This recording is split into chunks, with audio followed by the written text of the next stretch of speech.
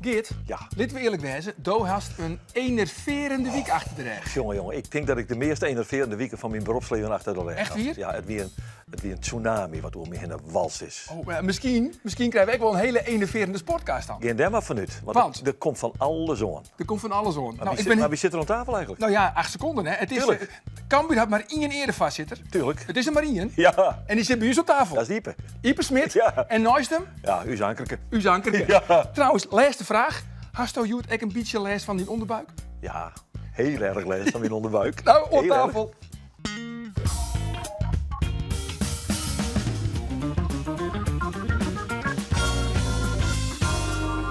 Heerenveen is de ongeslagen status kwijt in het eigen Abelensta stadion. Want Ajax wie mij 0-2 te sterk. En Cambuur wint voor de tweede keer dit seizoen mij 1-0 van Excelsior.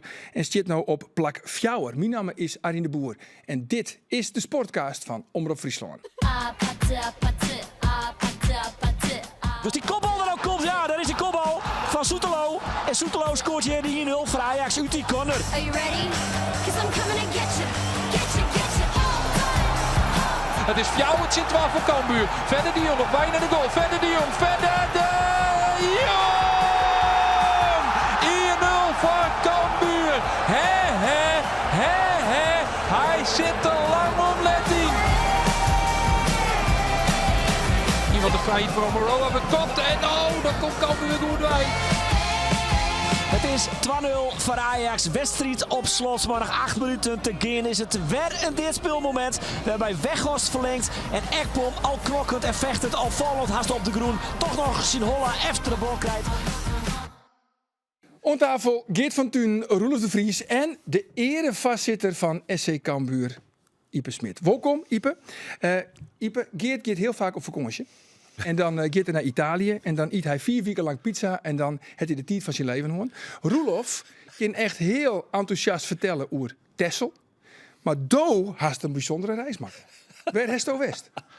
Ik ben bijna zeg maar dik 10 weken in Zuid-Amerika geweest. Zo, Ja. 10 weken in Zuid-Amerika. Ja. Welke landen heeft al je jongen? Colombia, even in de volgorde, Colombia en dan Ecuador, Peru, Chili, Uruguay, Argentinië en Brazilië. Zo. Scoutingstrip? Nee, helemaal niet. Dit is eigenlijk dit was een oude afspraak met een van mijn oudste beste maten, eigenlijk van de jeugd al. We wouden eigenlijk al een keer na de studie naar Vladivostok rijden. Dat vonden we een mooie naam. Dat lag Maar net in Zuid-Amerika, hè? dat lag niet in Zuid-Amerika. Nee, zo mooi. Maar je weet hoe dat gaat, dan ga je Zoet aan er nou het in werk Natalië trouwens. En daar kwam allemaal niks van terecht uiteindelijk. En van een paar jaar terug heeft hij ook zijn bedrijf verkocht. En hij zei, zullen wij even de Pan American Highway rijden?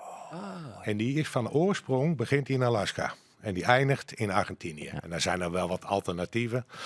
En nou, we hebben wel wat tijd over tegenwoordig, maar niet alle tijd. Hè, want dan ben je wel even een tijdje onderweg als je in Alaska begint. En moet je Midden-Amerika, dan moet je door Panama. En dan moet je sowieso met de boot, want tussen Panama en Colombia, dat is eigenlijk het van oorsprong het rebellengebied ook. En er lopen eigenlijk ook geen echte wegen.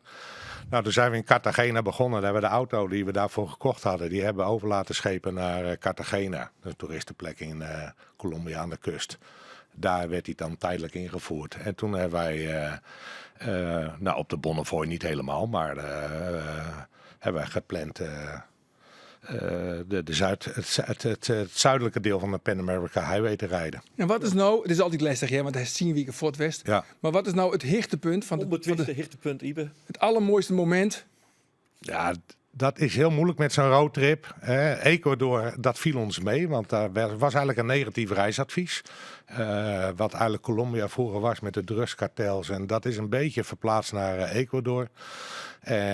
Maar Ecuador is een van de mooiste landen. Een heleboel vulkanen, een prachtig gebied. Ook een stukje naar de Amazone gegaan. Maar als we het sportief een beetje moeten samenvatten, dan... dat zat aan het eind. Toen zaten we in de Buenos Aires. Daar hebben we de auto ook weer ingeleverd eerst om met de boot, die is nu onderweg terug naar Europa. zijn we naar Boca Juniors geweest. Nou, Dat is werkelijk waar. Dat is mooi, hè? Dat is Dat wij toch nog werkelijk waar. Ik vrolijk krijg er werden weer kippenvel van. Ja. En om een lang verhaal kort te maken, dat hotel want we moesten eerst even kijken dat we die boot, en toen moesten we een beetje plannen dat we in Buenos Aires terechtkwamen. En ik denk, we moeten even naar een wedstrijdje toe. Ik was al eens in Buenos Aires geweest bij River Plate. Maar de competitie is daar nu afgelopen. Hè? Dus die loopt eigenlijk denk ik van Apertura en de clausura. Ja. Dus ik op internet kijken. En nou, dat was het Boca Independiente. Ook niet een kleine club. Ik ben serieus. Ik ben ook bij Boca Juniors Independiente geweest. 15 jaar geleden. Bij dezelfde wedstrijd. is natuurlijk een wereldberoemde naam in Nederland. Hè? Feyenoord, hè? Feyenoord, hè? Ja, Maar Eurocup Roelof, finale. het gaat nou even net. Het brilletje van Van Dalen. hè? Nou, Dit is een keer precies. net hoe die. Nee, maar bij Boca Juniors heb je passie delen. Dus ik had dat hotel al geïnformeerd. En in Buenos Aires zaten we wel in een flink hotelletje. En dan heb je ook conciërges. En ik denk, ik mail er even naartoe. Ik had al geboekt met mijn creditcard. En hij zegt, of ik stuur een mailtje. Ik wil even naar die wedstrijd toe. Dat had ik dan gezien. Dat viel precies samen.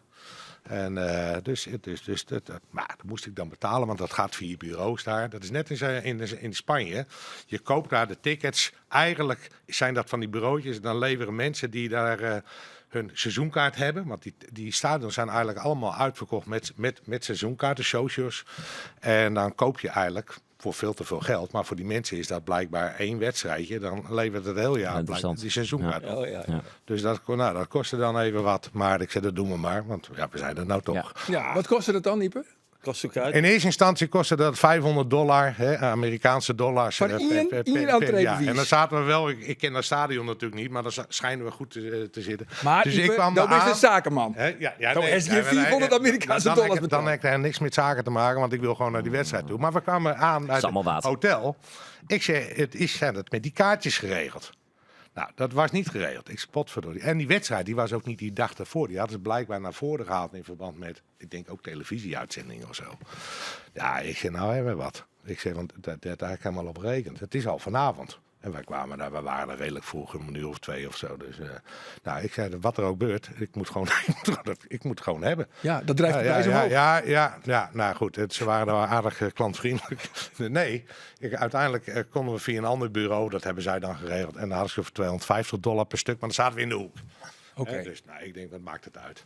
Maar die heeft die wedstrijd Sjoen. Ja, 0-0, jammer. Het ging ook nergens meer over trouwens, maar gewoon totaal uitverkocht. En dan moet je vooral in die Boca, die ligt dan, dat ligt dan redelijk in het centrum, een oud stadion. Jullie kennen het wel van met die, ik noem dat een flatgebouw aan de ene kant. Ja.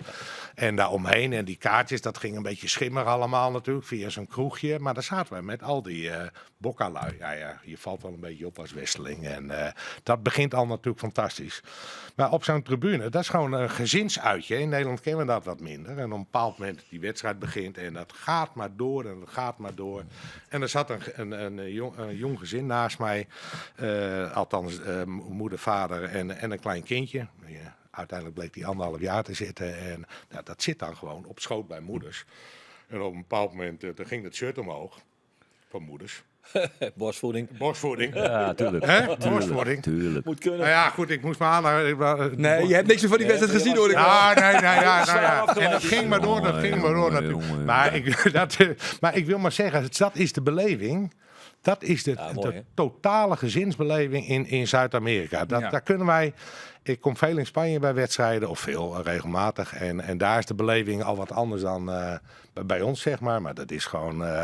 Dus dat noem ik dan wel een van, hoe raar het ook klinkt, een van mijn hoogtepunten. Terwijl ik van alles gezien heb. Een enerverende reis, maar een soort hoogtepunten. Nou, dat brengt mij eigenlijk bij de enerverende weken van collega Geert van Thuin. Zeker. Want Geert, de Sorry kreeg al, de heeft de meest hectische weken van die carrière achter de rug. Ja, wat is er al hier gebeurd? Nou, er is van alles gebeurd. Leer ik het even heel goed op een richtje stellen. Wij zitten er vrienden week in de podcast. Het gaat over Art de Graaf, die het in de podcast van de collega's van de kranten zijn hier van ja, die contractverlenging van Henk. Nou ja, dat zien we in het eerste kwartaal wel. Als ik het een beetje te badinerend zeg, dan is mij dat bij deze verjoen.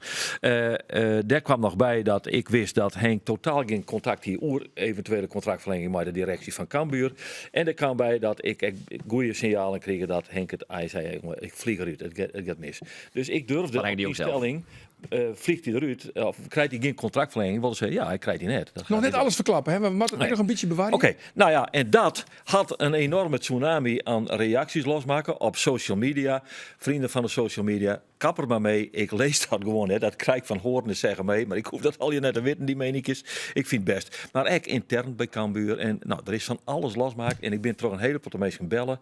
En staren gewoon, had ik het plaatsje rondkrijgen. En ook kan ik hem dadelijk vertellen hoe het ongeveer verder gaat. Goed, nou, we kunnen haast net wachten, maar we moeten eerst naar de stellingen. Nee, want er ben ik meesken, Roelof, die moet je haar een beetje zwargen, omdat collega Ando Faber, die is op vakantie, die is naar het loon van Oegesietse. Ja, Dan dat Oegesietse van Lingen, dat is de spits. Dat is net in Zuid-Amerika. Nee, voetbalt ergens in Thailand. Maar goed, daar is Andor Hinne. En meesken die moet je haar zwargen. Hoe het feit, nou ja, dat ik misschien wel ten koste gaan van de kwaliteit van de sportkaart. dat moeten wij niet geheel uitsluiten, vind ik. Nee, dat sluiten wij niet uit. Maar om toch een beetje het gevoel te hebben van, nou ja, dat hij er toch een beetje bij is. Ja? Heb ik toch hier even. Zo, dan is Andor er toch een beetje bij. Dat Toch? behoeft wel enige toelichting voor mij. Voor jou, nou ja. Je kijkt niet elke week, heb ik wel door. Nee, dit is een Labrador. Ik heb de laatste maanden al helemaal niet. andere prioriteiten. Nee, maar Andor, het is kijk naar Labrador, kwispelt altijd. En mijn Andor krijgt geen ruzie. Oh. Goed zo. Dat is om te lachen. Jongens, En we krijgen dan het verwijt, op onder andere social media, dat we te veel shownieuws zijn. Maar verbaas je dan dat we die kritiek krijgen? wij wol. Jongens, we gaan naar de stellingen. De eerste stelling is voor Roelof. Ik hoop dat Luc Brouwers zo gauw als mogelijk weer fit is. Ja, Ja. tuurlijk hoop ik dat. Ipe, Ecuador is mooier als Texel. Ja. Ja. Oh. Dat zijn wel makkelijke stellingen. Ja, ik dacht dat hij wel vernuiverd heeft. Nee. Geert, Tony Rulke is een prima alternatief in de spits bij Cambuur. Ja. Sorry, ja. Roelof, het is de schuld van Robin van Persie dat Heerenveen uitskekelen is in het bekertoernooi. Ja. Ja. Geert, nooit ander op vakantie is, maar je moet toch wel wat zwargen over de kwaliteit van de sportcast. Totaal net. Nee. En de laatste is van Ipe. Henk de Jong maakt onblijven als trainer. Dat is niet aan mij. Nee, ja of nee, Ipe? En dan kun je wel letter nog wel Zit nuanceren. ik hier krijg de kwaliteit van de sportcast te waarborgen? Gewoon of toch maar zo'n flirt antwoord. Ja, hallo. Ja of nee? Ja, nee. Ja. Ja. En waarom? Nou ja, kijk, dat vind ik een beetje. Dat is natuurlijk op zich niet aan mij. Je vraagt mijn mening. Dat is de erevoorzitter. Ja. Dit is nog niet een erevoorzitter. Alleen daar, hier gaat de erevoorzitter niet over. Want ik heb wel een beetje meegekregen, Geert, de commentaren die daar op jouw uitspraken waren. Maar ik vind het allemaal. Kijk, mijn mening was dat vorig jaar is Henk te vroeg verlengd, in mijn ogen. In mijn tijd, en normaal in de voetballerij, of je nou verlengt of kijk, als er een contract is, dan is er vaak natuurlijk niks te praten. Maar je loopt een contract af van een trainer. Nou, eigenlijk stelden wij dat altijd gewoon. Daar ga je natuurlijk al wat langer over praten. En soms weet je het ook gewoon niet. En eigenlijk is altijd de tijd, zeg maar maart, soms is iets later, begin april, dat je daar een besluit over gaat nemen.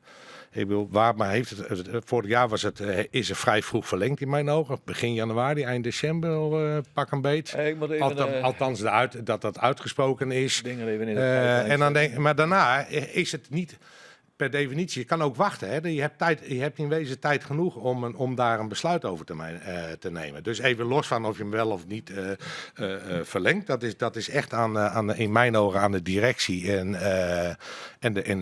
de raad van commissarissen. Een ander gaat daar ook feitelijk niet over. Zelfs jullie niet gaan daar niet over. Nou, onderschat de sportcast net. Nee, maar goed, jullie hebben daar natuurlijk wel een duidelijke mening. En dat mag ook. Maar Wat is die duidelijke uiteindelijk is het natuurlijk aan een bestuur die alle in en outs kent. En ik kan me niet voorstellen dat Henk dat er niet al gesprekken hebben plaatsgevonden. Nou, die hebben er volgens mijn informatie net echt in handen. Nee, maar zo werkt het natuurlijk niet. Hè, want je Henk in spreekt, directie, maar dat is wat ik weet. je spreekt natuurlijk normaal af. Want je spreekt elkaar. Ik neem aan dat ze elkaar in ieder geval wekelijks spreken. Zo niet dagelijks bij de club.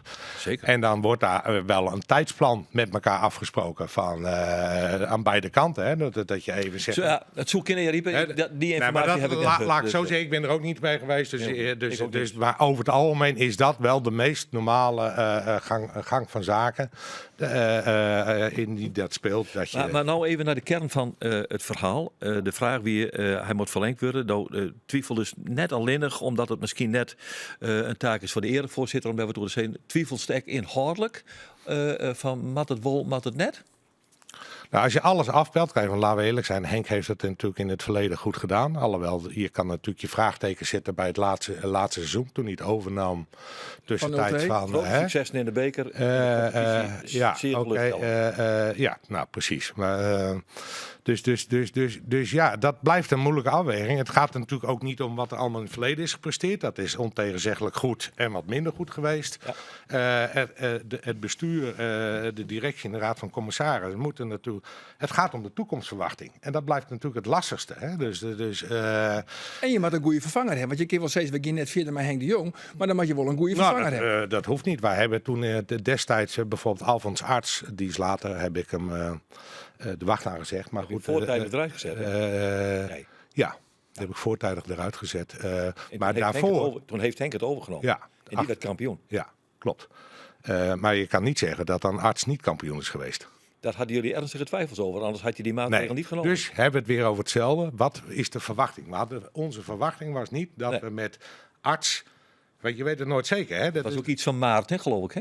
Klopt. 8 wedstrijden nog te gaan. Ja. En nog een paar inhaalwedstrijden. Vreselijke winter achter de rug. Al die inhaalwedstrijden. Ook een beetje geluk dat er een paar wedstrijden geschrapt werden. Oké, jongens, we gaan naar het heden. We gaan naar het heden. Nee, maar goed, uiteindelijk gaat het... Had je toen Henk de Jong al aangesteld voordat je Alfons Arts ontslagen Nee, want Henk kon formeel ook niet, want hij had zijn diploma. Nee.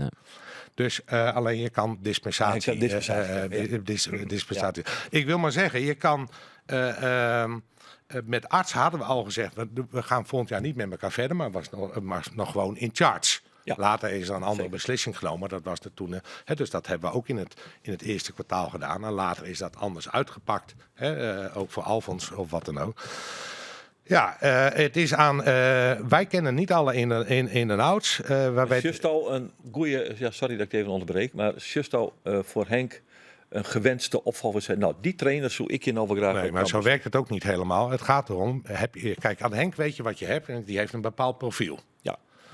Dan gaat het erom, wil de technische staf of de technische leiding, Lamboy is dat met Art en de raad van commissarissen.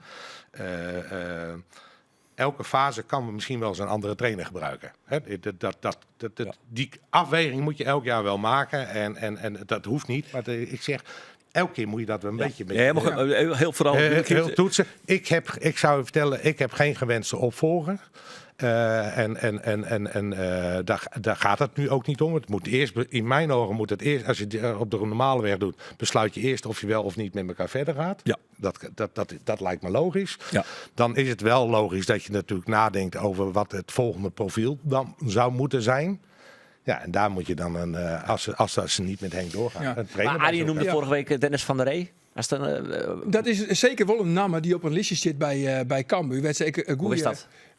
Goed. Dat heet van bronnen binnen de club. Als ik bij Lars Lamboy zelf checkt. Nee, maar daar goed. Nee, maar dat is toch journalistiek die werken. Nou, die vraag is toch ook stellen kind. Dan vliegen weekend hier bij Lars Lamboy. Ik kan Lars Lamboy nog in bellen en die zit net op het lijstje. Oh, zit net op het lijstje. Nee, maar dat is toch die journalistieke werk om dan als Dennis van der Rey er hierin gooit, dan mag ze toch even bellen maar Lars Lamboy om te zeggen van Lars Lamboy, klopt dat? Ik word even de les gelezen door mijn collega. Oh ja. Maar niet onterecht. Dat is misschien wel. Misschien moet jij ook, maar ik weet niet hoe het met jouw contract. Wij kregen namelijk. Nee, maar wij kregen namelijk van gewoon mensen bij Cambuur zelf en ik op social media wel een beetje de kritiek dat het wat te shownieuwsachtig weer. En ik vind het de uitzending van vorige week wel een beetje maar eens. Wij moeten daar wel om denken. Wij zijn wel journalisten, wij blijven journalisten. Dus op basis van een bron ergens wat jij hebt. En dat net checken bij de mensen die er gaan, dat is niet goed journalistiek werk. En bovendien onderbuikgevoelens kun je wel eens uitspreken over de kwaliteit van een linksboeten. Maar onderbuikgevoelens uitspreken over het wel of net verlengen van een contract. Ik vind dat geen journalistiek werk. Dus ik wil dat je toch nog wel even zit. Het hier week al sinds maanden, maar ik ga er nog even naar nagedacht. Oké, maar in elk geval, dat brengt mij bij de... Ik heb een beetje het gevoel dat ik met dit ongeluk maak. Dat mag zelf weten. Maar van, daar is in elk geval een hectische week achter de reg geert. En dat hij vooral over die uitsturing van de podcast van Verleden Weekend had wel wat teweeggebracht. Ja. En dat hier vooral te krijgen mooi de onderbuikgevoelens. Maar dan moet ik collega De Vries in dit opzicht toch even een beetje tegenspreken. Ja. Want dat waren net alleen de onderbuikgevoelens. Er waren wel degelijk bronnen die mij inzijden van tinkerom. dan mag dat wel zitten. Nee, oké. Maar die waren er wel. En een van de bronnen was de trainer zelf. Ja, dat Zat ik er toch wel heel dichtbij, vond je het net? Maar goed. Nee, maar dat wist ik natuurlijk. Nee, maar soms moet je Maar waarom zou je dat nou dan? soms moet je meestal even nu de win houden. Dat vind ik nou wel ook. Dat vertellen. is dan net die taak.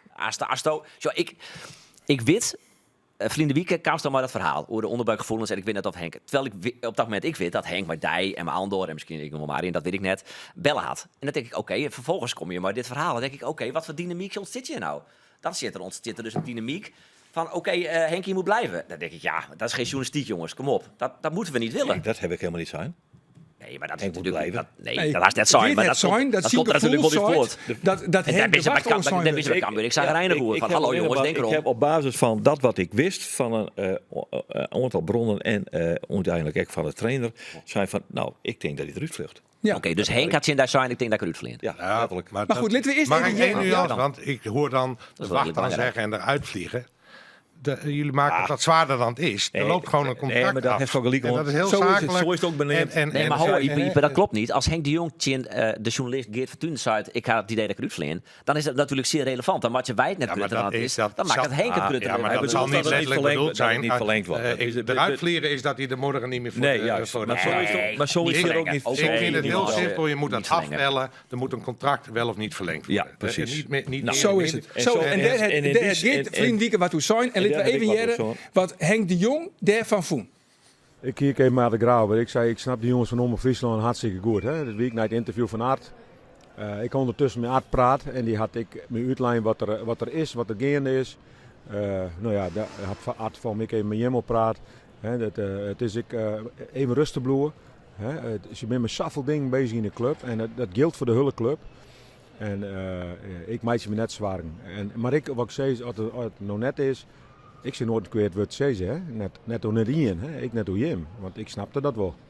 Nou, Henk snapt het, gelukkig. Maar Ik net. Doe Het is net. gewoon ordinaire damage control. Want hij belt mij, hij Geert, en hij zei van, mijn net broeken, net zitten, maar is het in ik wat je zwaar geroerd net verlengen van mijn contract. Geert valt het vervolgens aan tafel, net nemen dat Henk er is, en vervolgens valt iedereen eroverheen en nou corrigeren we dat weer. Dat is toch niet hoe het hoort? Dat is niet. Dat is iets te kort door de bocht. Als Als ik feitelijk al juist ben, mag je me corrigeren. Nou, nee, het is niet feitelijk. Nee, want dit bent niet feiten. Maar er is wel wat gebeurd in deze weken. Ja. Dus wij hebben, Dan is dat even nu. Andor en ik hebben beide zo. Wij denken dat zijn contract net verlengd wordt. Net Ruud Vleender, het diep een punt. Nee, dat is ook niet gezegd. niet verlengd wij wordt. denken dat hij niet verlengd wordt. Ja, dat snap ik. Helder. Daar komt een tsunami aan reacties los. Waarbij ik bellen ben toch verschillende mensen. Uit de organisatie van Cambuur. Bij contact gewoon met Henk. Hoe zit ik erin? Wat vind je van die uitspraak? Klopt het? Ja, ik denk het ook. En mijn gezin denkt het ook. En die maakt het hem daar wel heel erg druk om. Ik ben bellen terug Pieter Kooi. Ik wil een lang gesprek gewoon met Pieter Kooi. En Pieter zei van ja, ik mag toch even daar een nuancering op opbrengen. Want waar ben we nou mee bezig met Cambuur? Dat is dat wij vinden dat er onder al die plannen die er nou lezen. En die een enorme druk op die organisatie. Die wat te lietse organisatie voor deze nieuwe situatie. Er moet plannen komen. En er moet plannen komen. Hij zei, Pieter Kooi zit bij Gelieks deze week, waar of Tonzi, zit hij een maand op de boekhouding, hoe noem je dat, de administratie van Cambuur, om te zeggen, oké, dan gaan we die cijfers er eens bij pakken. En hoe just het nou naar de takken? Plannen maakt zit, dat is wat hij wil. En dat hield ik voor Henk.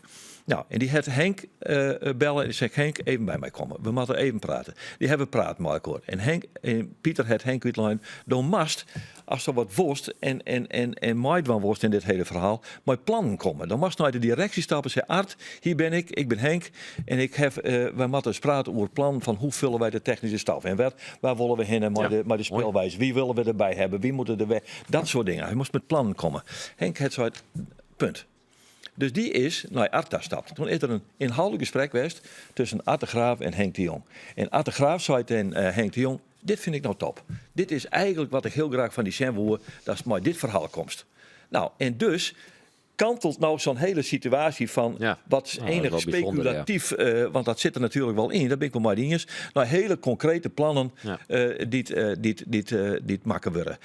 Dat allemaal geëntemeerd door Pieter Kooi, die zei van ja, maar we moeten echt verder met deze club. En dus hield dat echt voor Henk. Henk krijgt niet zomaar automatisch contractverlenging. Henk zal echt zijn lidmaten dat die mooi Lijkt me gaat logisch, in de, ja. wat hij altijd neemt, de transitie van de club. Nou, en dat is wat er nou gaande is. En dan kantelt zo'n heel verhaal eigenlijk wel een andere kant op. Ja, en welke kant kantelt die situatie nou op? Ik denk, maar ja, ik ben niet bij de gesprekken die het Henk mij uit heeft. En ik ben ook net bij de gesprekken. Maar wat ik eruit heb, is denk ik dat de gedachte leeft om Henk wel te verlengen. Wol te verlengen. Wol te verlengen. Nou weet ik het niet meer. Nou ja, ik denk het eerlijk zijn, want ja, bronnen, Rolf, bronnen, net Meer dan verbindelijk.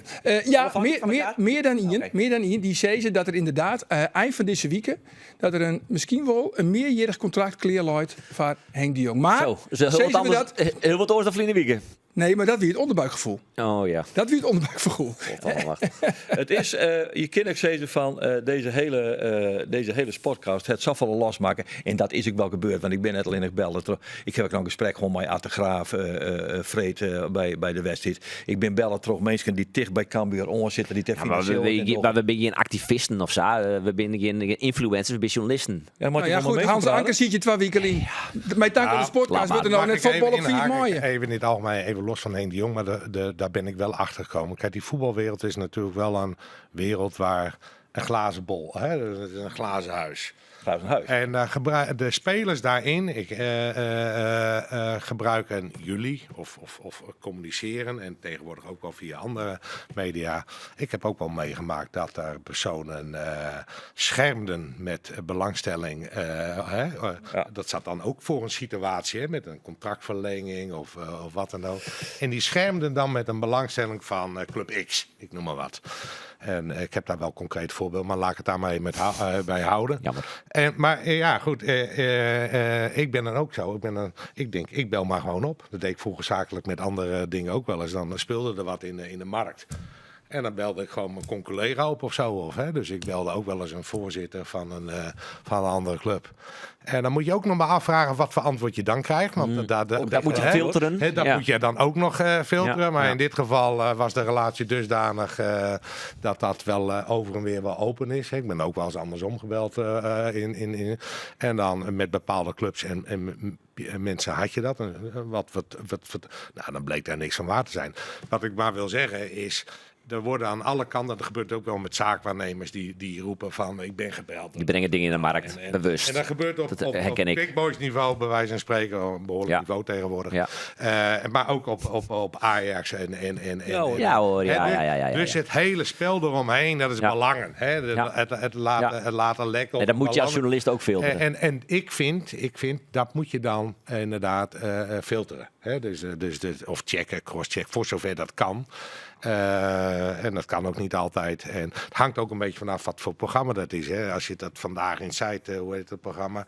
Ja, dan kan het misschien wel met een lolletje op een andere manier gebracht. Maar het is maar net in welke insteek. Nou ja, dat is een commercieel programma waar het vermaak misschien crucialer is dan juiste feiten of goede meningen verkondigen. Maar wij zijn een journalistiek programma. Nou, dat ben ik het net helemaal mee niet eens. Want ik vind het inderdaad echt wel. Natuurlijk ben ik wel journalistiek, maar we zijn echt een podcast die toevallig echt op televisie uitzonden wordt. En het is echt een soort van meningenshow. En dat ik gewoon vreetje naar de mening van Geert van Thun of van Ander Faber of naar die mening, dan maak je ook gewoon die eigen mening, Jan. Ja. Dat is gewoon heel erg belangrijk. Nee, dat klopt. Maar ik vind goed dat wij meningen jouwen en duiden en uitlezen. Dat is allemaal prima. Alleen nog op het moment dat het gaat over feitelijke dingen, dan mag het wel feitelijk juist wezen. Dus als het dan het beste is, ik vind dat Henk Jong blauw mij, daar zul ik nooit op vallen. Nee, dat heeft helemaal niet zo. Geert het zo op basis van mijn onderbuikgevoel. Op basis van wat ik op dat moment wist. Net verlengd. Op dat moment maar ik zie als voorbeeld op het moment dat Geert of Doos uit, ik vind dat Henk de Jong blauw, maar ik zit dat Savie of hij vindt de linksboeten net goed, die mening maar die wil hebben. Alleen nog op het moment dat het gaat over de linksboeten of die eventueel naar Ajax gaat, dan moet je dat checken of dat klopt. En dat is in dit geval net gebeurd. Maar goed, dat punt hier kan maken. Dat punt heeft maken. Jongens,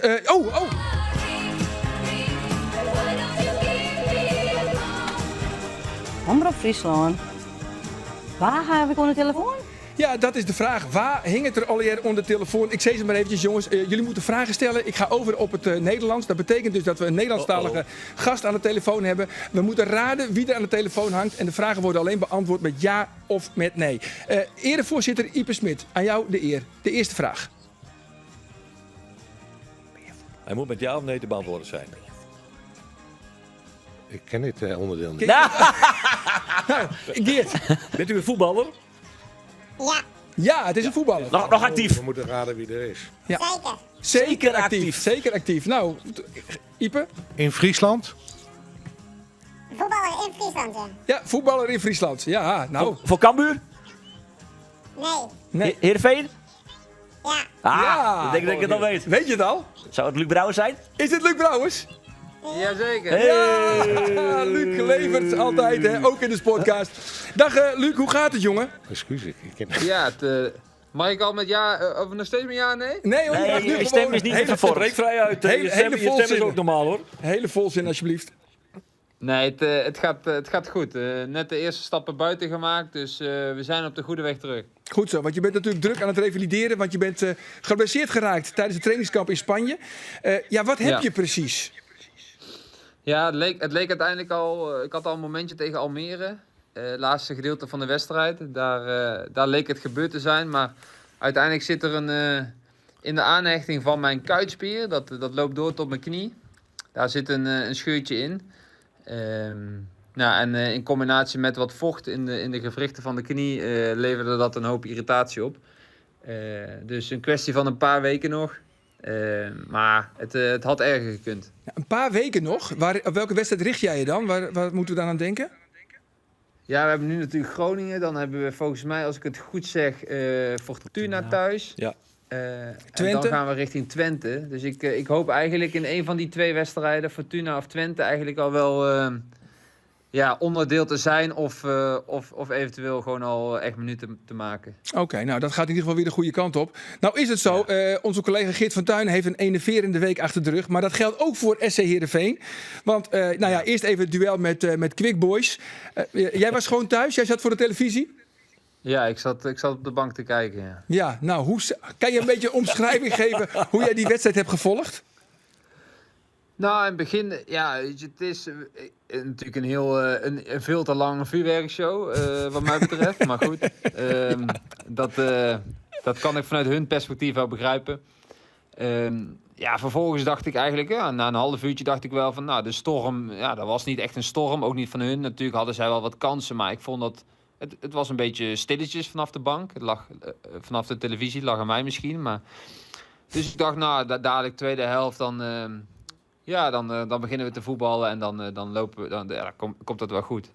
Nou, uiteindelijk kregen zij iets te veel kansen en ook een doelpunt vanuit de corner. Toen dacht ik wel, het zal toch niet. Nou, uiteindelijk denk ik rond de 70e minuut kwamen we weer voor met 2-1, dacht ik. Zeker, Nicolescu. Ja, en toen dacht ik eigenlijk van, nou, zij waren wel vermoeid. In ieder geval zo oogde het. We hadden wel controle over de wedstrijd. Ja, en dan komt Nou, het toen- moment. Ja, In minuut kwam de wissel. 81. minuut 81 was het, oké. Ja, toen kwam de wissel. En ik denk dat we vanaf begin af aan, begin van het jaar eigenlijk al wel op de hoogte zijn van deze visie van de trainer. Die is ook gecommuniceerd naar buiten, denk ik, maar ook naar de keepers. Maar het bleef eigenlijk een beetje uit, hè, dat moment dat het ook daadwerkelijk ging gebeuren. Dus het kwam uiteindelijk allemaal wel, denk ik, een beetje als een verrassing. Uiteindelijk heeft dat niet heel erg goed uitgepakt. Nee. Welke wissel is trouwens opmerkelijker? Arjen Robben met Bosveld of Van der Hart en Noppert? Die laat ik aan jullie over. Oké, ja. Ja. Maar goed. Dat doet hij slim. Dat doe je goed. Dat doe je zo. Arjen Robben, toch wel Arjen Robben. Nou ja, goed, het gaat in ieder geval mis. En je verliest en je ligt uit de beker. En dan mag je 2 dagen later tegen Ajax. Welke wedstrijd vond je leuker om te kijken? Ik vond ze eigenlijk allebei verschrikkelijk. Ja. Maar dat ligt echt aan mij, hoor. Ik vind het, ten eerste vind ik het niet leuk om een voetbalwedstrijd te kijken waar ik zelf onderdeel van had kunnen zijn. Dus vanuit het perspectief van een geblesseerde speler. En ten tweede, ja, allebei de uitslagen zijn natuurlijk niet in ons voordeel. Dus dat maakt het ook niet heel leuk. Nee, dat snap ik. Wat Nee. vind je er eigenlijk van dat jullie die wedstrijd tegen Ajax moesten spelen 62 uur na de wedstrijd tegen Quick Boys? Ja, dat is topvoetbal, hè? Oh, zo. Ja, dat hoort er gewoon bij. Ik had het ook anders kunnen plannen. Nou, Ajax heeft natuurlijk wel meer rust gekregen. Plannen, maar ja, uiteindelijk hadden we misschien op woensdag tegen Quick Boys kunnen spelen. Dat was misschien wat logischer geweest dan als je het zo bekijkt. Maar uiteindelijk ik denk dat iedereen droomt van het Europese voetbal en et cetera. Ja, daar kom je ook wel eens in situaties terecht waarin je wat snelle wedstrijden op elkaar Zo is hebt. het. Dus, Zo is Ja, het. je vraag moet dat maar aan heel Matthijs de Ligt. Die moest ook 3 keer in een week, toch? Bijna. Dat bijna Ja, allemaal. daarom. Dus die krijgen ook wel betaald na 3 keer in de week. Nou, dat hebben wij nog niet. Maar, Ik wilde het net zeggen.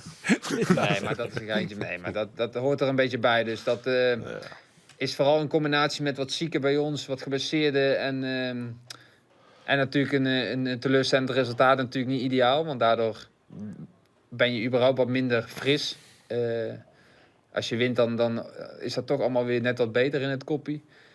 Maar ja, het hoort er wel een beetje bij, vind ik. Ja, nou gelukkig. Je vindt het vervelend om toe te kijken als je zelf niet mee kan doen. Maar daar komt dus redelijk snel daar verandering in. Twente. Twente. Ja, Twente, zo- Fortuna, ja, daar ben jij er weer bij. Even denk je, Luc, gaat Andries nog naar San Lorenzo? Goeie vraag. Moet je Andries appen? Dat is mooi. Ik heb hem Hij is vorige week. gelukkig de enige serieuze journalist hier aan tafel. Dus dat gaat hij ongetwijfeld vragen. Nou, dat is mooi, want ik heb hem van een week of vorige week al van, hey, hoe zit het met je blessure? Nou, hij vertelde even, oké, ben ik even op de hoogte, hè. Zo hoort het, hè, journalistiek werken. Dus ik zei, ik kan het ook even proberen, dacht ik, hè. Ik kan het even proberen bij Luc. Ik denk, je weet het nooit. Vind ik ook. Ik vraag aan Luc van, Nee, maar wat denk dan jij? Gaat de Andries naar San Lorenzo? Dus hij heeft weer terug. Ga je nu serieus die vraag aan mij stellen? Vond ik mooi van Luc. Correcte jongen, keurig. Goed Doet hij zo. goed. Doet hij Goed zo. Nou, had je daar nog wat daar toe? laat ik me niet over Maar goed. Wat zeg je, Luc? Daar laat ik me niet over uit, nee. Heel verstandig, heel verstandig. Nou, goed nieuws in ieder geval dat je er over een aantal weken weer bij bent. Dankjewel dat je even aan de lijn wilde komen, Luc. Ja, graag gedaan. Nog veel succes met uitzenden en we zien elkaar snel weer. Oké, jongen. Dankjewel, Hartelijk jongen. welkom. Hoi, hoi. Cheers. Hoi, hoi. Doei, doei. Hij levert altijd. Hij levert altijd, hè. Luc levert altijd. Leuk, Luc levert altijd. Ik zie trouwens, we roepen al weekend dat Cambuur een nieuwe spits nodig heeft. Maar die Tony Rilke, die het helemaal net zo onaardig. Rilke die speelde goed, jongen, de eerste helft vrijdag, hoor. Chin Excelsior. In Excelsior, ja. Van de helft werd het al wat minder, maar die hield wel een beetje voor de hele wedstrijd. Dat Cambuur echt wat voetjoeg natuurlijk. En het stier net helemaal goed meer verdedigend, echt net. Maar ik vond die Rilke, dat was het iets, jongen, hè? Dat is dit stadion. Ja. Een van de eerste keren misschien? In het Nijstadion? Nou ja, ik was wel bij de opening en dan ben ik nog een wedstrijd geweest. En toen kwam het er even niet meer van. Dan heb ik nog in Spanje, daar ook nog een tijdje in Spanje gezeten. En daarna ben ik weg geweest, zoals jullie net zeiden. Maar, Nou, dat zei je vooral zelf. Hè? Ja, dat prijs is weg. Nee, jij begon ermee. Oh ja. Maar in ieder geval, over spitsen. Hoe heet die? Afalabi? Ja. Afalabi, ja. Die viel in. En scoren, er is hè? dan medisch van alles mis geweest in de eerste helft van het jaar. Maar ik vind dat helemaal geen rare spits. Die minuten die... Ja, nee, Ja, ik weet het het niet. klinkt raar, Ja, maar ik weet het niet, ja. ik vind hem een echte spits. Hij knalde die bal op een goal, die werd van de lijn gehaald, hè? Dat schot, Ja, hè? ja. dat hier trouwens een prima actie van hem. Dat is schitterende actie van Ja. hem. En Typische ik bedoel, spits. dit is zoveel hoger en hij scoort en Ja. hij heeft het Nou ja, klaar, dan had dat Dan heel is het mooi sentiment nog uitgepakt. helemaal anders. Precies, Maar ja, ik vind het niet zo'n... ja, laat ik het zo zeggen, op de momenten dat hij ook daarvoor, maar nu helemaal, ook met balaannames en het kon wel eens, dat was mijn gevoel, want ik heb er dan wel lang gevoel. Ik denk, Onderbuikgevoel? Nee, ja, dat is een onderbuik of intuïtie. Dat het ook wel Mag jij eens niet zo, dat niet zo slecht kon uitpakken. Het is alleen, hij is niet fit. nee. Hè? Toch, Maar ik ben het met je eens, die Rolker, die had Rolker, zeker bij, ik vond hem goed, bij hoor, een die aantal vertelde. omschakelingen. Ja. En Dat hij heeft ook wel, want het oogt wat hout terug, want hij is vrij lang. had wel een aardig schot in de Ja, poot. het Ja, een goed schot. maar hij heeft ook een actie, hè? Ja, dus Ja. ik vond die eerste... Eigenlijk was dat denk ik de eerste kans. Die legde die helemaal... kan me het toch wel een paar kansen echt laten liggen, denk Ja, ik. In die ja. omschakeling dat zij met een overtalsituatie op de goal afkwamen. Eindpaas was steeds niet goed. Het is, Want te ja, laat. of het afmaken is zelfs gewoon niet. Net te Ja. lang of... Maar het voelt mij reuze mooi, want ik toch van tevoren van zonder Pauwels, Mark Diemers die ziek west het. Nou ja, de wie al je wat lietse blessurekes. Nou ja, ik zie er net een heel soort vertrouwen in. Nou En- ja, kijk, Excelsior, het goede moment. Excelsior heeft die wedstrijd heb ik helemaal gezien. Een uitstekende wedstrijd Zo, tegen PSV gespeeld. heb ik ook maar helemaal dan gezien. meer dan Dat was gekeken. Niet normaal. Fantastische Was wedstrijd. fantastisch. Maar goed, die wedstrijd we hebben het dit over het aan, dat moet een profclub kunnen. En dat snap ik ook wel. Maar goed, zij hebben dan... je zag gewoon, met name de eerste helft. Ik dacht zelfs van tevoren, als Cambuur te snel voorkomt... Dan moet Excelsior, want dat heeft iets langer geduurd gelukkig. Dat vind ik dan weer een voordeel. Want Excelsior, toen ze echt moesten, toen ze achter... dan zie je weer dat voetbal... want uiteindelijk heeft Excelsior wel een fantastisch elftal. Goeie ploeg, hoor. Zeker. Een hele goede ploeg. Hele goede ploeg. En dus ik vind het ook hele goede punten. Even los van of het... Cambuur staat er gelukkig nu weer wat bij, zeg maar. Het Had je kan ook- Jong winnen van Rode JC, is het die redden. om te redden. Ja, nou ja. Hoe die spits van trouwens. Cambuur moet met alle respect gewoon te staan, hoor, vind ik. Hoe die spits van Cambuur. Cambuur is bezig met een spits van Manchester United. Maar dan wel van een jeugdelftal van Manchester United. Neem ik aan. Ik ga namelijk geen namen. Maar ze zijn weer wel bezig met een spits van Manchester United. Bevestig ik. Zijn we wel bellen? Lars Lamboy bevestigd. Oh, ja. het heeft check. Ja. Oké, Oké, nee, dan is het 12 goed. verschillende bronnen. Hij zit op de radar. Ja. Oh, Ja. goed zo. Ja. Maar hij is je namen. Nee. Geen namen. Oké. Nou goed, ik hier van tevoren net een heel soort vertrouwen in Cambuur. Hey. Ik hier echt net een heel soort vertrouwen in Jereveen. Toen ik zeg waar het er al in net wien. Marcus Lindey, Niculescu, Luc Brouwer, Simon Olsen, Denzel Hall. En dan hinten ze nog gelokt dat Wist Trentsko. ik. Nou ja, vol een beetje. Want ja, Ja, zeker. zie je nog gelokt dat hoe zijn Ali mooi van koer. Ja. Want ooit hij helemaal geen bek. Hey, ik zei van tevoren alle ballen op Mika Gods. Want dat is volgens mij technisch de beste voetballer misschien wel van Ajax. En Hussein Ali misschien wel een van de minderen. Maar die is er heel min, maar ik zie ze. Gods die misschien niet net zo heel goed. Dus dat element voelt wel wat valt. Maar goed, Ajax is volle beter. En had ik verzinnen doen. Wat voest er van Jereveen? Want dat voelt mij raar hoor. Ja, maar eigenlijk Ja, niet. maar- Vooral, Ze creëren 0 kansen. Ja, ze creëren niks. Nee. Maar ik denk ook dat het weer te bot. 8 man missen. ja, Best iets 8 man quick boy missen. en, In combinatie met die wedstrijd inderdaad. Chin Ajax, ben je Ze pannenkoeken. winnen hè? ik Nee, kapot oké aan het jongens, maar einde. als je zo'n beetje kansen creëren, dat wie eigenlijk zijn quick boys, ook al het geval. Dat is toch wel, dat is wel een beetje zwaargelijk. Absoluut. Die wedstrijd Sint Quick Boys. Je zit er naar de Shen en je denkt, nou, het zal wel goed komen, want ze gingen het goed onder controle, de wedstrijd. Het wie net zo dat Quick Boy Nee. erop en erover. Nee. Hij wel eens met die stoere drangwedstrijd naar gaan, zoals de brandweer even. Maar dat was niet zo. Nee. Heerenveen hier alles onder controle. Maar ze creëerden 0. Ja. Niks. De eerste kans weer in de tweede helft volgens Ja. mij. Ja, precies. dat En was Jereveen is toch de dat was club van zwaargelijk. Afonso Alves, Marcus Aalberg, Klaas-Jan Huntelaar, Ruud van Nistelrooy. En nu hebben we Dimitris Maar ik Reis. vind als bij Jereveen Ali Reza, Jahan Baks en Trensko vallen, want dat wie het in Quick Boys zagen, Jahan Baks zit komt pas nog het eind in. maar. Ja, dan is het heel mager voor in. Hè? Want dan hast dus Nicoliescu en Overallis, maar ja, die vallen natuurlijk ik wel een beetje dan moet de stootkracht komen van Seboui en Nunli. Maar ja, Nunli is al heel lang eigenlijk min.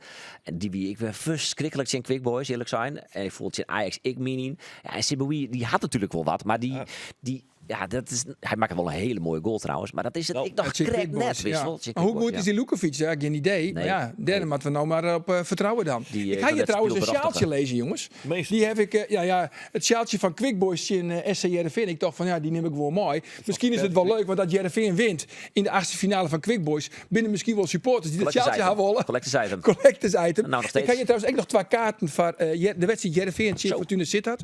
Die Kim Mees kan alle jaar winnen. Het sjaaltje, als er verlet van is, en 2 kaarten. Dan moet er een prijsvraag komen. Nou, komend weekend, dan speelt Jereveen Chin FC Grace. Ja, Welke trainer had zowel trainer West van zowel Jereveen als Grace?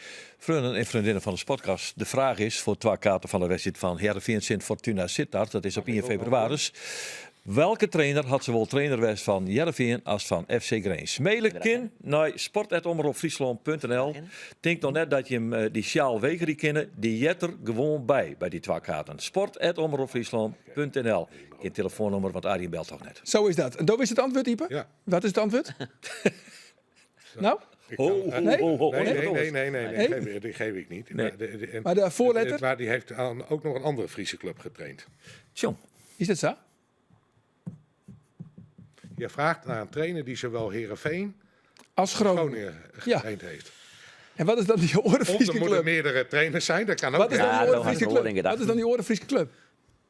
Nou, er is er toch maar één. Of Ja, Cambuur. hij had natuurlijk. Ja. Maar Oh, dat- net de hoofdtrainer. Nee, net Ja. hoofdtrainer. Henk de Jong bedoelst je? Nee, beide hoofdtrainer. Nee, Henk de Jong niet. Wat bedoelst je dan? Van Jereveen en Ja, ik mag Cambuur. wel is niks Jij weer- bent AC maar geworden. Ja, Bij die wel. Lodewegers. Dwight Lodewegers. Verrek, die zit trainer Verrek, van die- Genk. Ja, Hoor je die? Ja, dat is goed. Geert, steeds er even bij. Dwight Lodewegers dus net. Nou, Dwight Lodewegers hoeft er net bij vrienden en vriendinnen. Het gaat om die Ja, oren klasse. trainers, hè? Ian toch? Nou, eentje zei je net. Ian. Ian. Ja, Ian. Jongens, het is... Ah, Geert-Jan ja, Verbeek, ja, Alfons nee, geen Geert-Jan Verbeek. Maat. Wist Maar heb ik nou, Ja, even ik weet het los wel. daarvan, Begin maar. heb ik nou ook, ik heb de eerste antwoord gegeven, niet gemaild. Hier, Maar hij Dan krijgt de Domois naar Jereveen Fortuna. aan Veel de plezier. Belgriemen van de Velde. Oké, we hebben wat vragen binnen de binnenkamer van joggers, kritische joggers. En ik ben heel kwart er even terug in. Ipe, wat vies je van de organisatiestructuur bij Cambuur en dat benammen van de mogelijkheid van certificaathouders om plak te nemen in het stichtingsbestuur? Nou, dat is een goede zaak. Dat is een goede zaak. Ja, dat was altijd al zo. Ja. En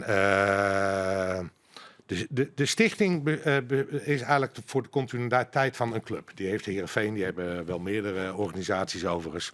En de certificaathouders zijn met elkaar, hebben die recht op 2 zetels van de 5 nu. Dat was eerst meer. Maar dan krijg je dus echt van wie betaalt, bepaalt. Nou, maar dat is dan niet, nee, dat is niet helemaal waar in dit geval. Dus hoe is want, het eerst je steeds hebt derde 3 niks mis mee? kwaliteitszetels, je hebt de gemeente heeft een kwaliteitszetel, je hebt de supporters en het bedrijfsleven, zeg maar. Even de sponsoren.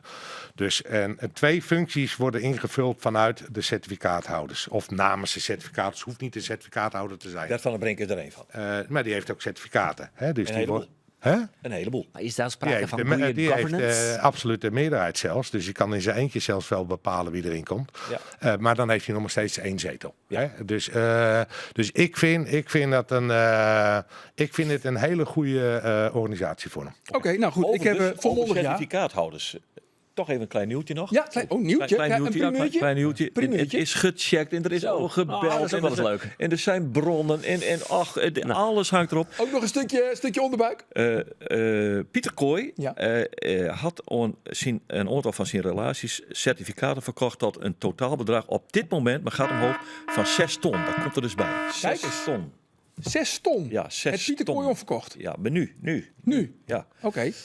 is hij mee bezig. En dit is al het resultaat. Dus er komt nog wat meer bij. Want hij is die les ook al een keer garant van die extra BTW. Weet ik Ja, nog, dat bij is het natuurlijk stadion. een bijzonder verhaal. Zullen we dat? Dat mogen we toch wel even vertellen. Dat is een heel mooi verhaal. Randstellen is het niet. Hij heeft gewoon betaald. Hij had gewoon betaald, sorry. Hij had die maar BTW had hij betaald. wacht even. Dit Fijn is ook, detail. hier is ook over gebeld en zo en gecheckt. Dus het klopt allemaal.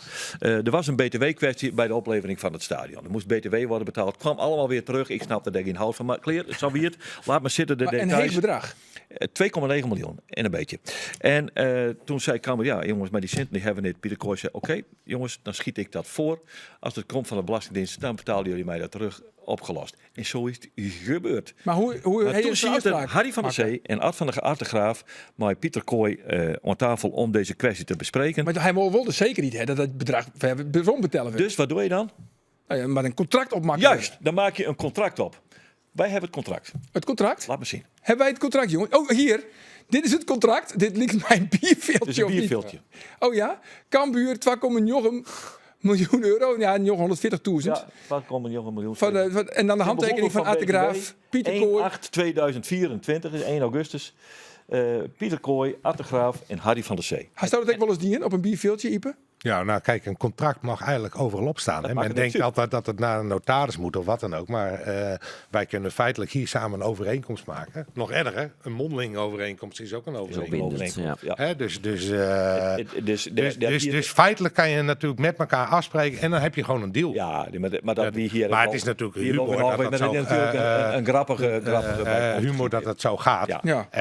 En dan wordt het even...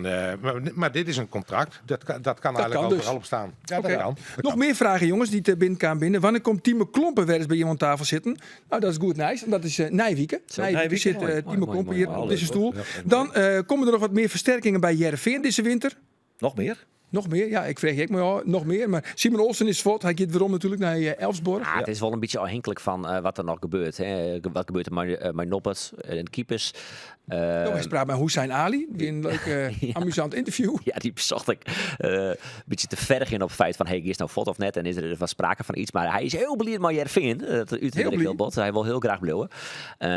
En ik sluit net uit dat ze nog maar een vleugelonvaller komen. Omdat als ze jet vertrokken is, misschien misschien als daar nog een buitenkansje is. En een Roxback eventueel ik. Maar dat hing het er wel een beetje van altijd nog wat voor gaat. Oké, dan nog een vraag. Zou Thomas Verheid nog een optie wezen als spits bij Cambuur? Nou, we hebben niet gekeken van Roelof uit Betrouwbare Bron dat ze het wandelen binnen maar een jeugdspeler van Manchester United.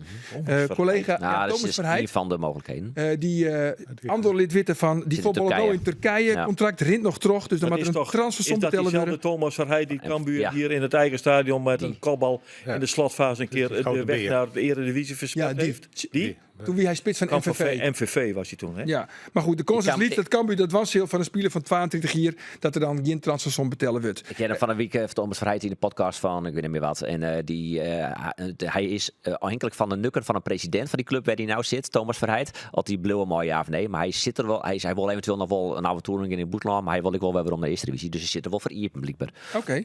Dan nog een vraag. Zou Bert van der Brink net eens een keer onskomen willen in de podcast? Ja. Ja, meerdere keren bezocht, maar hij wil net. Dat is een beetje dezelfde categorie als Michael de Leeuw. Dan Ipe. Komst er ooit nog eens waarom bij Cambuur? In wat voor functie dan ik? Nee, maar ik heb een functie voor het leven, erevoorzitter. Erevoorzitter. Dus, nou, wat wil je nog meer? Ja, maar dan luisteren ze net toch? Of wel? Luisteren ze Nou, ja, dan wel? dan, Aan heb je, erevoorzitter? nou dan mag ik alles roepen, maar... Maar dan luisteren je ook al. Nee, dat is flauw. Nee, dat gaat niet gebeuren. Nee, wacht even. Nee, je mag niet alles roepen, hè? Dat vind je wel vaker, Geert. Nee, dat vind ik niet vaker. Maar kijk, ik kijk even naar als erevoorzitter. Ik heb even de functie van erevoorzitter opgezocht. Wat daarvan vooral belangrijk is, dat vind je terug op internet, hoe kun je gewoon nalezen. Dat is dat de erevoorzitter vooral verbindend bezig moet zijn. Nou, dat is niet iets waar jij je heel erg vreselijk aan houdt, volgens mij. Je bent Nou, dan wel ben heel ik, kritisch en je hebt je mening en die ventileren. Je mag allemaal. Ja, mij maar mag dan het heb je ook waarschijnlijk gelezen dat jij gevraagd en ongevraagd advies staat erop. Dat kan klopt. geven. Ja, dat staat En laat ik het zo zeggen, dat verbinden uiteindelijk als je kritisch bent op iets, of vraagteken stelt bij iets, wat ik wel eens gedaan heb, bijvoorbeeld met de financiën van het stadion en alles, dan is dat niet bedoeld om dat heeft niks met verbinden te maken. Uiteindelijk wil je natuurlijk gewoon dat de club de continuïteit en vooruit gaat. Oké. En in dat kader moet je dat zien. Oh, moet ik het zo zien? Ja, ja. Wat vind jij van niet, Nee, ik Geert? zag het even aan. Nee, ja, ik ben blij dat je deze toelichting geeft. Ja, maar Geert zit weer op scherp, hè? Want dit is 2024 is het hier van Geert, hè? Nee. Geert op scherp. Ja, nou ja, in ieder geval de helft. Maar Geert, dat meen ik ook serieus. Ik vind pappen en nat houden of dingen dan eruit halen. Ik denk dat ik bepaalde waarom- vaardigheden of ervaring heb en inzichten. Ja. Ik ben niet voor niks erevoorzitter geworden. En natuurlijk kan ik natuurlijk niet alles Dat bedoel ik. roepen. Nee, dat bedoel Daar ik. gaat het niet om. En Maar ik vooral mag niet in natuurlijk wel Je zeggen. mag misschien intern wel alles zeggen. Dat zou misschien. Dat is. Nou ja, dat sowieso. Misschien wel. Maar Ik weet niet. Hoe maar gaat als het? ik- Maar leg mij eens uit. Hoe gaat het? Jij bent erevoorzitter. Ja. En word je dan wel eens gevraagd om advies? Of geef je wel eens ongevraagd advies aan de directie? Dat je zegt, jongens, ik kom even binnen en laat eens even op mijn tafel Nou, ik zitten. begin er nooit mee. En in eerste instantie, toevallig zit ik straks even met iemand van het bestuur. Wie dan?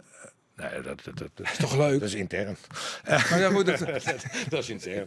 maar Maar je hebt gelijk. Je mag ongevraagd ook advies geven. Dus ja, Ja, en natuurlijk is dat het beste om het intern. Kijk, die financiële kanttekening die ik bij het stadion had en heb, die worden wel onderkend. Maar die had ik natuurlijk ook intern alles geroepen. Hè? Ah, ja. Ik ken die fundamenten en je kan het ook op een sigarendoos uitrekenen hoe dat allemaal uit gaat pakken. Dus, maar de situatie is niet zo. Dus de club is daarmee bezig. En Ja, de club is daar zeker mee bezig. Dus- Want ik weet niet, want ik heb dus gebeld met Pieter Kooi, dat mag duidelijk zijn. Ik zeg het er maar even bij. Ja, was dat duidelijk. En Pieter Kooi die heeft gezegd van die 6 ton aan aandelen over die certificaten. Dat natuurlijk prachtig is. Hij geeft er maar terug. Maar hij had echt zijn. Hij had 2 dingen zijn nog.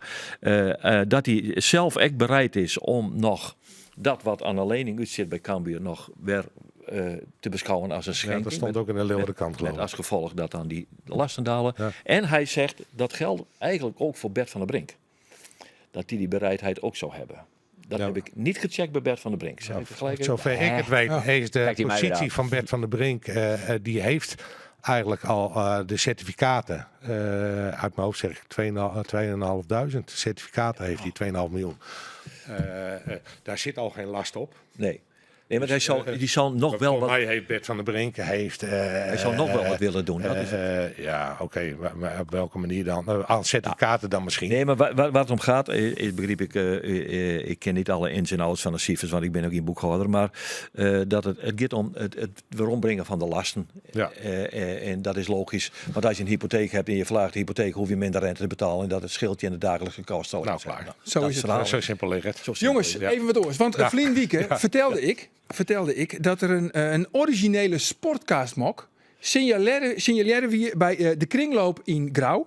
En dat kan natuurlijk net de bedoeling wezen, want die mokken die jouwen fot, Ipe. En dat is een cadeautje. En als we die dan even letten, we waarom komen in de kringloop van Grauw. Nou, dat is een tikkeltje ondankbaar. Dus wat heb ik die? Ik heb de kringloop bellen. Ik kreeg een Anja onder de telefoon. Ja. En Anja zei, het goeie nieuws is, die mok, die is er nog. Nou, even zien. Waar heeft die mok je brocht? Ja, nou, ik denk dat het heel leuk is om dat uit te zieken. Liek het degene die mok brocht heeft op deze manier? Oeh. Want die bent je wel in de buurt. Die ben het hier in de buurt. Ja, dat Ik weet, een betrouwbare bron die had extra mok. Ik zie net iedereen voorbij komen, maar het zou kunnen. Ja, toen je meneer even de H. Even de H. Ja, nou goed, en ik heb die mok weer omkocht. Wie net het goed trouwens, 2 kwartjes, 50 cent. En dit is die mok. Die mok. En nou goed, nou kregen wij een mail van Andy de Leeuw uit Eemnes. Dat leidt in de buurt van Hilversum. En die zei, mijn vrouw wil heel graag zo'n sportcastmok. Nou, laten we dan die mok gewoon naar Eemnes sturen. Mootje Andy, ik ben blij. Dan naar de keepersoap van SC Heerenveen. Roelof. Ja, daar moeten we Ik wie dus ook in Katwijk, bij die bekerwedstrijd. Geweldig spektakel, lasershow, vuurwerk, plaatselijke jongen, wie olje kabaal, zo'n toezend meesken. Maar die keeperswissel, wat toch de sto op dat moment? Nou ja, hij had het natuurlijk al onkondigen van Persie. Hier toen hij hier op de stoel zit in de podcast. En ik zei 2 weken daarvoor, op het moment dat Cuperus voortgang bij Heerenveen, Frans Hoek het oernaam, ik had het gevoel dat die wissel er nou on zit te komen. Dat had hem maar te krijgen. Dat is echt wel een combinatie van de visie van Frans Hoek en Robin van Persie. Cuperus wie er net mee eens, die woorden het. En dit joeg van Persie wel een beetje een vrijbrief om toch die wissel trot te zetten. En dat had nevens mij uiteindelijk de reden was om die wissel nou te passen. En wat doet dit mij noppert? Want ja, ik had het meerdere keer in Uitland. Mag ik een tussenstapje maken? Is het nou dus zo dat nou Harm Cuperus voort is dat Van Persie zei, haha, nou ga ik dit doen? Nou, Want dan, dat is wat. Nee, zo zit hij er net in van. Hij had die visie natuurlijk altijd al hoor, dus hij wilde het altijd trofvieren. Maar hij viel hem natuurlijk nou meer in steun en Cuperus hoort net. Dus nou viel hij hem vrijer om die wissel te passen. Wat doet dit mij Noppert? Dat ben ik heel erg benijd naar. Want Noppert is toch een beetje, heel eerlijk, een one-day fly. Het natuurlijk een geweldige oorlog achter de reg. Mocht naar het WK. Maar verder kenmerkt zijn carrière hem toch blessures en blunders. Nou, one day fly vind ik wel iets te denigrerend van een keeper die hem uiteindelijk meegegaan is naar een WK in Qatar. Die in een periode van 3 jaar wel echt Shellet had een fenomenale 3 jaar, ik denk oorlier. Een heel seizoen bij Go Ahead Eagles en een seizoen bij SC Heerenveen. Maar een heel jaar denk ik, ja. Nee, maak je er maar oorlier van. Mag ik geen verder. En hij... maar ik snap wel, de one day fly opmerking is natuurlijk net helemaal raar. Omdat hij na het WK eigenlijk heel min keeper Shelletten had. En dat komt maar net weer waarom. En ik kan me zo voorstellen dat dit net helpt. Dat liep het mij. Maar toen was ik nog splitsen naar Quickboys. Hij wie juist de warmtwarmer in, hè? Hij wie warmtwarmer. Ja, maar goed. Is de helft al. Ik snap de filosofie van Persie wel. Die zei het gewoon, ik beschouw je hem als een veldspeler. Ja, en ik als ze dan warm in de mat. Ja, ik ken hem, ik herken het. Dat ik hem elk moment in het veld brengen kan. Dan moet hij wel warm wezen. Ik vind de theorie van Persie heel interessant. Dus Sisse van een keeper die beter is bij hege ballen, van de corners. Op het moment dat je onder druk staat, je staat voor. Je gooit die keeper die misschien op een linie nog wel wat beter is, die gooi je erin. Dat idee snap ik heel goed. Dat idee snap ik wel, ja. Dus op het moment dat het gebeurde, dacht ik, ja, het is net onlogisch. Maar de argumenten ben natuurlijk ik legio. Hij is net in Noppert vorm. is net in vorm. Kleeft ons in kont. Hij is bang bij een mogelijke transfer. Hij is onzeker. De relatie tussen Van Persie en Noppert is net goed. Dat gaat al je En dus dat niet die zitten. eigenlijk in die wedstrijd net een situatie dat je zegt, oh wat willen dat er verschrikkelijk heeg die bal er heeg Nee. in pompt. En dan komt er een Die hege zeggen, bal schrijven en dan gaat hij één weer om de trog. Eén lange spits die echt naar wikselen was. Denk, Ja. waar blijf je nou met je theorie dan? Ja. En dan gaat het echt nog mis bij de voorzet. Ja, en dan, nou ja, die penalty, dat was dan ook geen penalty wie, maar hij kwam er natuurlijk heel dom uit. En dat vind ik trouwens geen reden. Hè? Ik bedoel, van, het is een penalty, ja of nee? Nee, Dat- ik vond geen dat- penalty. Dan ben ik gewoon die steeds van, hij hier net in die positie brengen mat, naar hier net uitkomen mat. Ja, oké, dat snap ik. Maar het is een penalty of het is geen penalty? Ja, dat ben ik maar niet. Ja, en jij vindt ook een penalty krijgen matten. Maar Linde. Ja, Maar dat goed. is terecht verlend, maar dat is wel een belachelijke beslissing Nou dat hij ja. geen penalty kreeg. Ja. Maar we zijn er hartstikke in, jongens. Nog even doodstapte haast in de auto, richting Kerkrade. Ja. Die lievelingswedstrijd. Zeker. Fly. Fly. Fly. Jong, lekker even, man. Ja, wel dus toch kwaad. nog vastzitten wie, dus dan komt er direct wel in, hè? Ja, ging altijd naar alle Ja, uitwedstrijden. privévliegtuigje. Staat de motor maar. Hij reed wel iets harder dan ik, kan ik je vertellen. Ja, toch? Dan stapt er net helemaal in die oude Mercedes helemaal naar Kerkrade. Mercedes is dan nooit geweest. Maar, Nee, dat is nooit geweest. maar ik ben altijd met de auto geweest. Ja. Oh ja? En hij riet iets harder dan ik, dat ik wel het idee hij hyper flint ik weer, Joert. Hoe vaak ik Geert onderweg nog wel niet tegen ben gekomen Ja, door de dat jaren heen. is niet voorbij. Bij de, nou nee, of we zaten bij hetzelfde. En we hebben wel eens in hetzelfde restaurant Ja, zitten te ja, eten. ja, Dus ook in wel Rosmalen, regelmatig. ooit kan ik mij herinneren. We gaan naar de overdenkingen. dank je. Roelof, een sportcast mooi of een sportcast zonder Andor? Mooi ander vader, Mooi. absoluut. Oké, Geert. Zeker. Rationeel nooit denken of hebben we die onderbuik sprekken litten? Nou, ik ben toch wel voor rationeel nadenken. Hoor. Rationeel. En de laatste is van Ipe. Ipe, waar denkst je dat de mok bij de kringloop bracht het? Foppe de H of Robin van P? Foppe, toch wel hè? Foppe de H. Ja, die dankzij Ipe, ik vond het bijzonder leuk dat ze weer is. Nijwiek, dan ben we de wet maar een nieuwe sportcast. Ik zou zeggen, graag ontam. Dag.